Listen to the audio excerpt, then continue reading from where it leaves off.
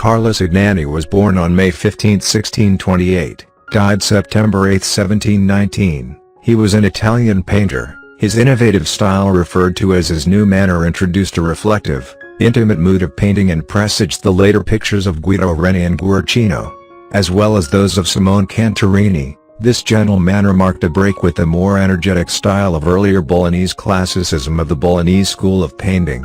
He was also strongly influenced by the genius of Correggio and by the masterworks by Melozzo da Forli. He had some of the defects of his masters, his elaborate finish and his audacious artificiality in the use of color and in composition mark Albani's influence. Despite that, he imparted to his work more of an intellectual character than his mentors. As a man, Cignani was eminently amiable, unassuming and generous.